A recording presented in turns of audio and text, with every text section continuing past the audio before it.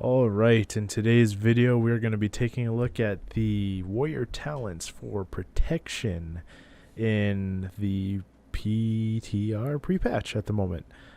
First things first, here we're going to look at tier 1. In this tier we've got War Machine. Your auto attacks generate 50% more rage. Killing an enemy instantly generates 10 rage and increases your movement speed by 30% for 8 seconds. The next talent here is Punish. Shield Slam deals 20% increased damage and reduces enemies' damage against you by 3% for 9 seconds. Multiple punishments may overlap.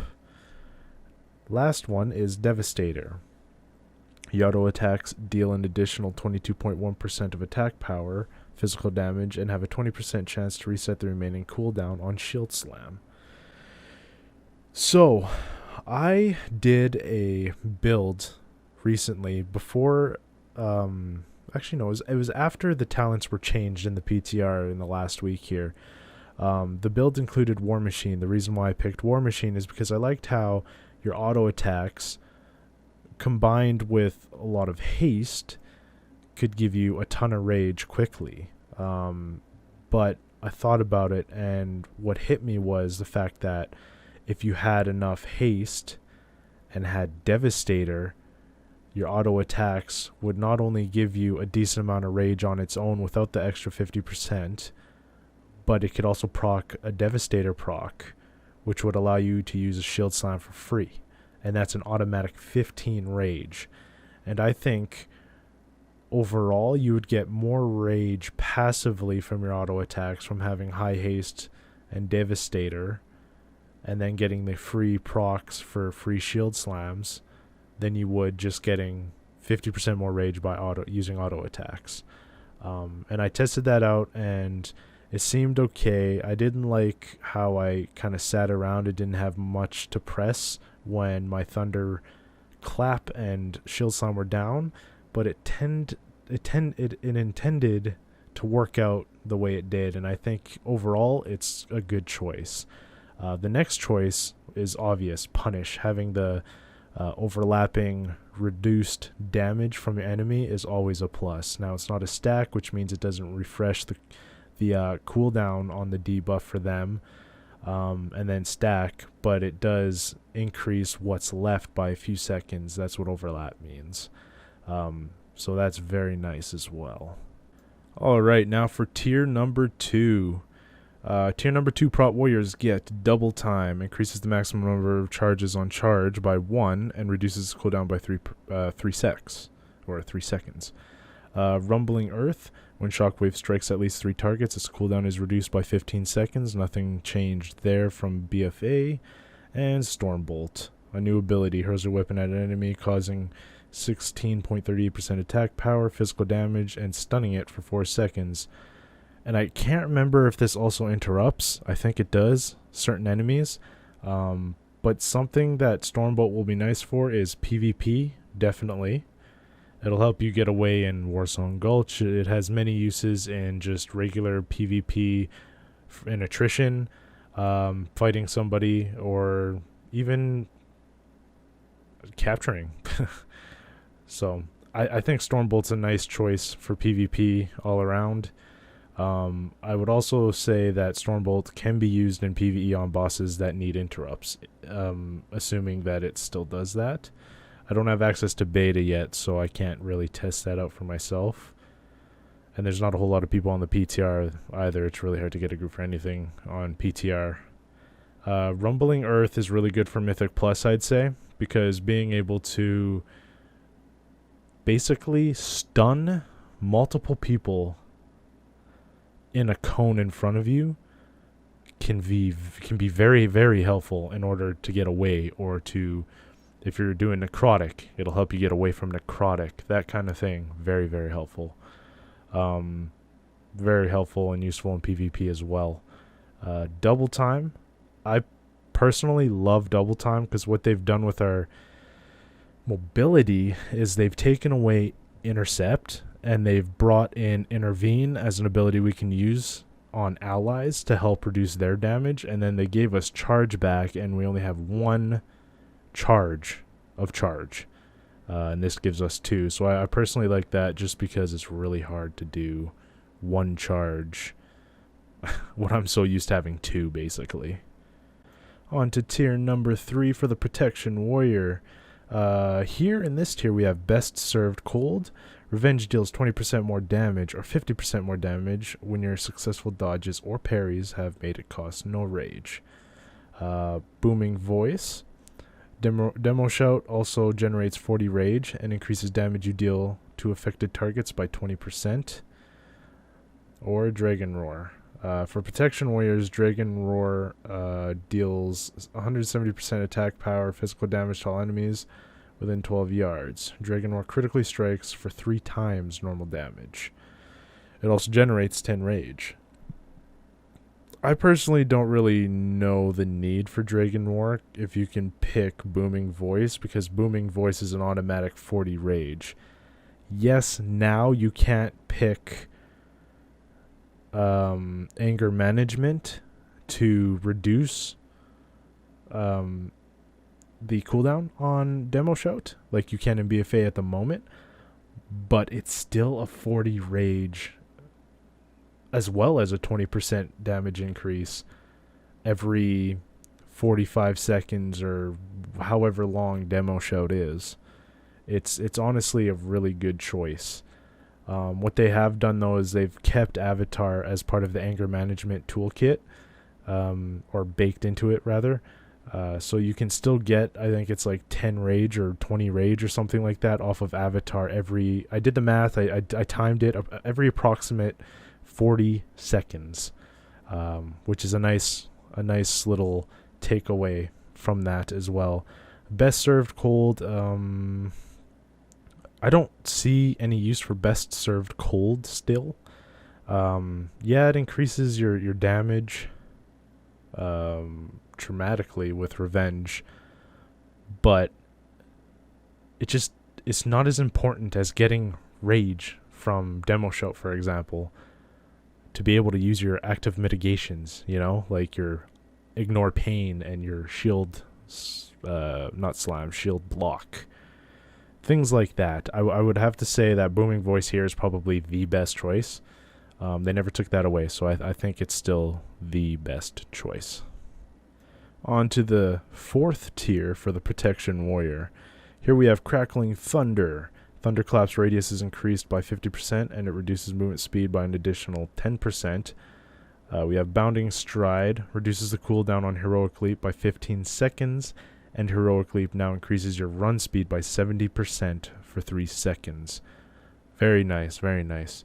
And then we have Menace. Intimidating Shout will knock back all nearby enemies except your primary target and cause them all to cower in fear for 15 seconds instead of fleeing. That is very, very helpful. I used that for a very small amount of time in BFA recently, and I loved every minute of it. The one thing I missed is having Heroic Leap on a much lower cooldown, as well as that increased movement speed afterwards. I never really ever picked Crackling Thunder, although it does have its uses. I would say that it's probably way more useful than I gave it credit for, or ever will give it credit for. I just prefer the mobility from Bounding Stride over Crackling Thunder, or the ability to just have another basic stun for a very long time, like 15 seconds worth of time, as opposed to like maybe Shockwave. So it's very, very nice. I would choose Bounding Stride or Menace over Crackling Thunder most days. Bounding Stride over Menace most days. I would say Bounding Stride is probably my favorite one. It's probably something you're going to want to look into playing with as well.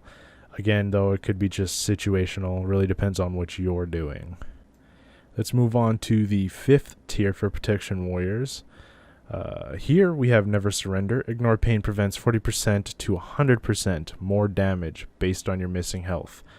I don't think I will ever choose that because the whole idea is to not be half dead all the time. So I will tell you just in a second what the best talent in this tier is to pick. It actually kind of decides a little bit how you build your character. So we have Never Surrender. On the other end of the tier, we have Impending Victory. Instantly attack the target, causing 50% of attack power damage and healing you for 30% of your maximum health. Killing an enemy that yields experience or honor resets the cooldown of Impending Victory. That is nice for PvP, I think.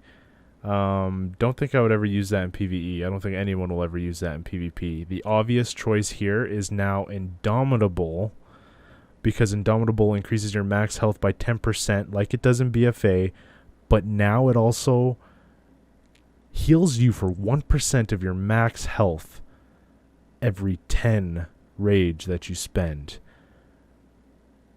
I have a item level 472 warrior on live right now. I went and copied him over to the PTR, played with him on the PTR just a little bit, and went and attacked some dummies. And my health is approximately 39k, just with the gear that I have right now. With everything, scaled down, all the abilities, everything is scaled down. Now, when I used Ignore Pain, that's 40 rage, which is 4% of my maximum health used in the matter of a second. And that turns out to be approximately almost 1,500 health off of one Ignore Pain. So I'm getting like a 30, well, I guess in this case it would be more like a 6 to 7k Ignore Pain absorb bubble, and about 1,500 healing off of one single Ignore Pain use. A single Ignore Pain use. That's huge. And then I use Shield Block on a fairly regular basis, and what that does is that's about I can't remember what it is in the PTR. I think it's 30 rage or 20 rage or something to use Shield Block, but that is yet another 1,100 health.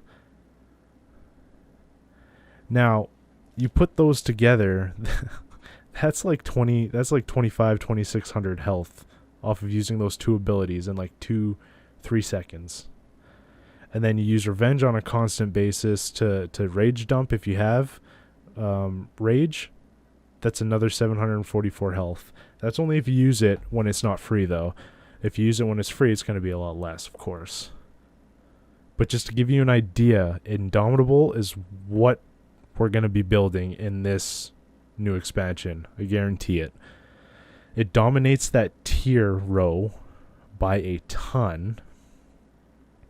And its uses now is crazy. The amount of health you get off of it, and then the heal too. It's unbelievable. Alright, but now that's enough of that tier. Let's go to the 6th tier. For the Protection Warriors, we got Into the Fray. A little bit of change here. You gain 2% haste instead of 3% currently on live for each enemy or ally within 10 yards up to 10% haste. Before it was 3% up to 15. So that's a little bit of a nerf. We have Unstoppable Force. Avatar increases the damage of Thunderclap by 30% and reduces its cooldown by 50%. I will talk about that in just a minute. Ravager throws a whirling weapon at the target location that chases nearby enemies, inflicting 6 times 42.4% of attack power physical damage up to 8 enemies over 12 seconds. I tested that out and it didn't seem to follow any enemies. Now, it could be because I tried it on a dummy, but it didn't seem to follow the dummy. Like, I attacked the dummy, then I used Ravager a little bit away from the dummy, and I wanted to see if it would move towards it, and it never did. I don't know if it's bugged or if I need to actually attack something that's not a dummy. It also generates 10 rage each time it deals damage. So if you're fighting multiple things, that's a lot of rage. It's a lot of rage.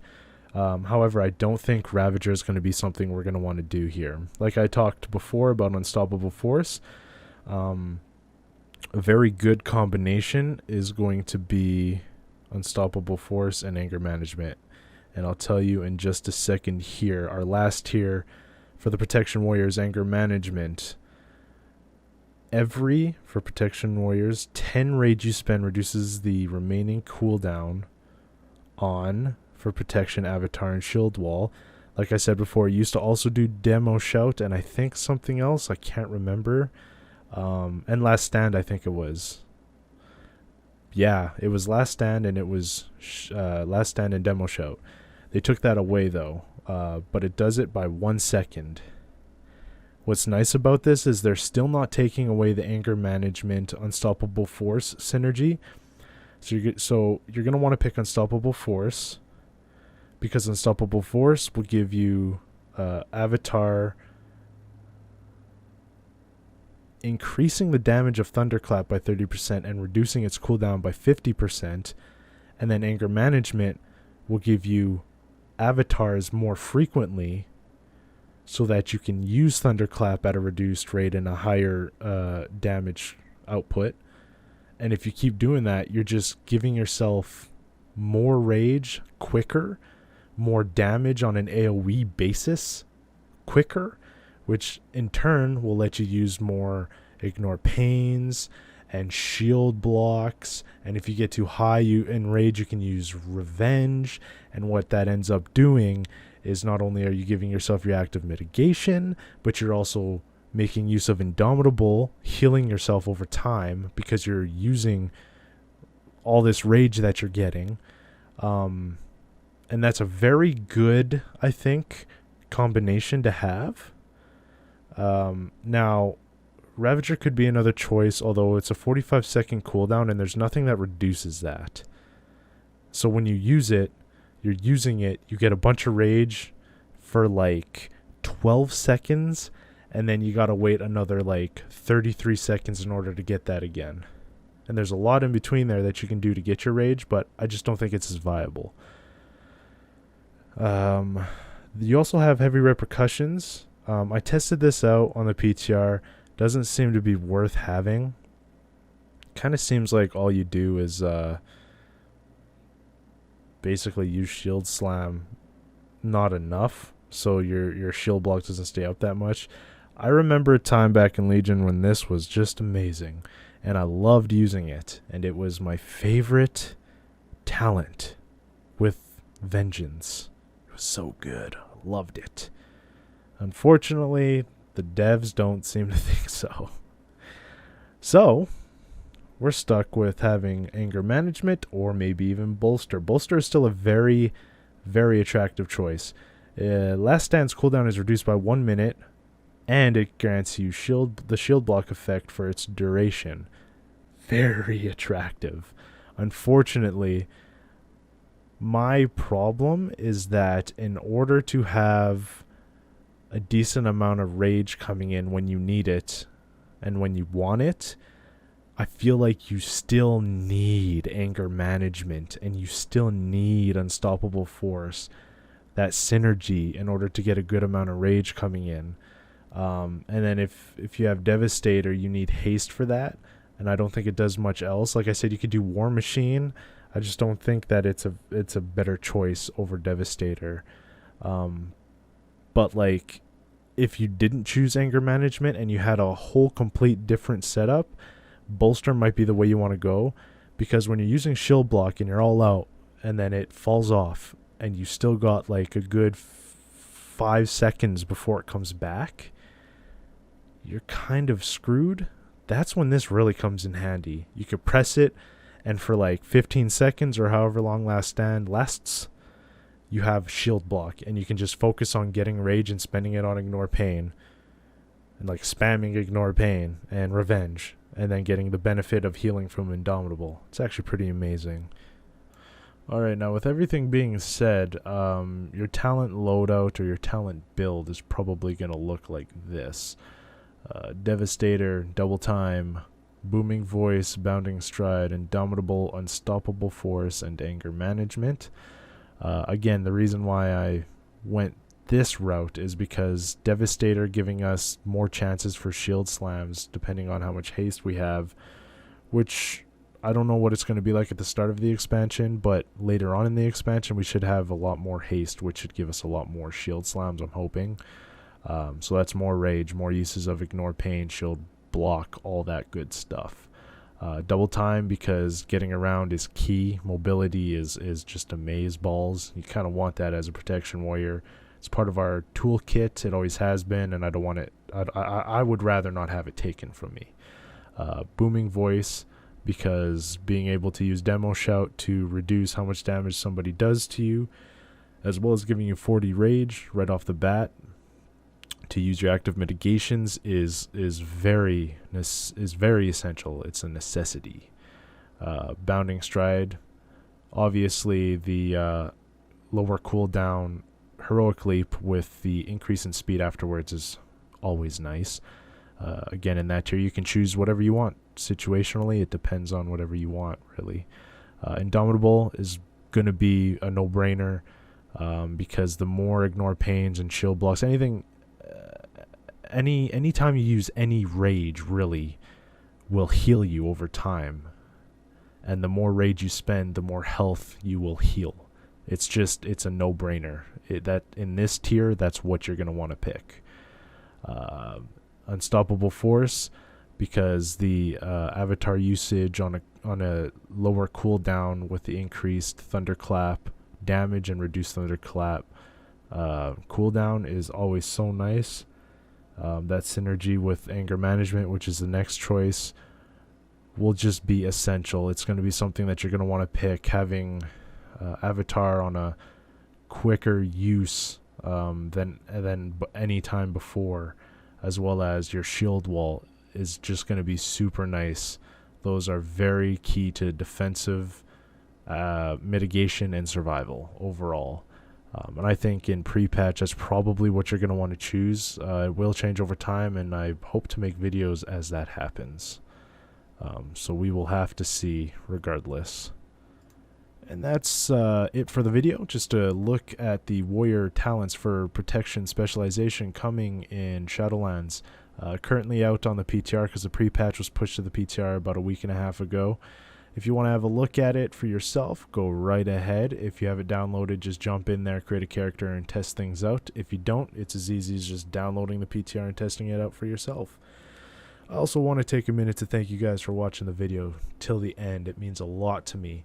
If you're interested in seeing more videos from me, this is a brand new channel. This will be where I post all of my YouTube videos for World of Warcraft.